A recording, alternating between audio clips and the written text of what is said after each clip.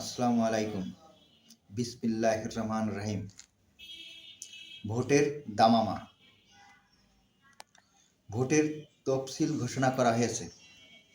ভোটের সম্ভাব্য তারিখ 12ই ফেব্রুয়ারি 2026। কিন্তু দেশের নিরাপত্তা যে দুর্বল সেটা বলার অপেক্ষা রাখে না।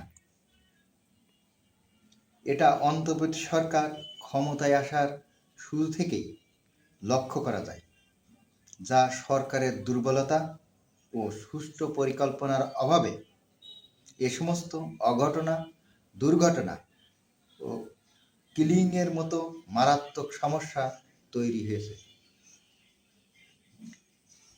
জনগণের এত ম্যান্ডেট থাকা সত্ত্বেও কেন যেন সব বিষয়ে সরকার শক্ত অবস্থানে আসতে ব্যর্থ হয়েছে,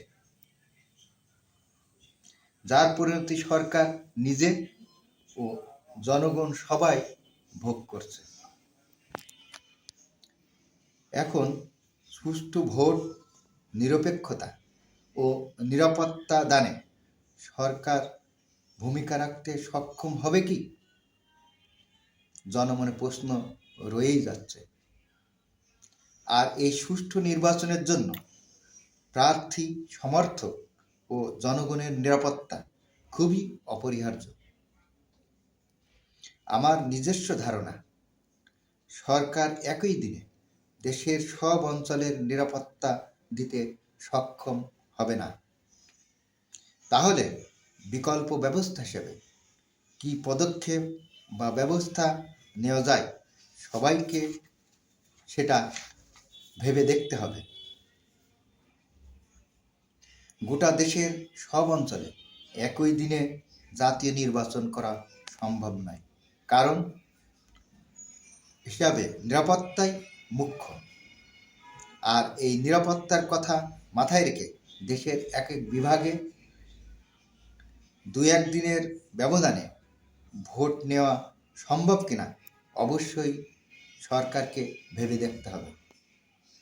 কারণ পৃথিবীর অনেক দেশেই এই ধরনের পদ্ধতি আছে, এমনকি পার্শ্ববর্তী দেশ ভারতেও এই ব্যবস্থা চালু আছে। তাহলেই সেনাবাহিনী সহ পুলিশ ও অন্যান্য ফোর্স পর্যাপ্ত পরিমাণ ব্যবহার করে ভোটের মাঠে ও জনগণের নিরাপত্তা দেওয়া সম্ভব হতে পারে। এর জন্য নির্বাচন কমিশনের কাঠামোগত পরিবর্তন করতে হবে।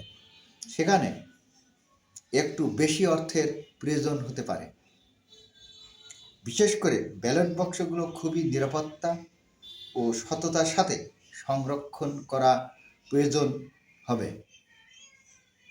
তবে আমার ও অনেকের মতামত, সুষ্ঠু নির্বাচন ও নিরাপত্তার জন্য একদিনে নয়, অঞ্চল ভিত্তিক 6-7 দিনে ভোট করতে হবে।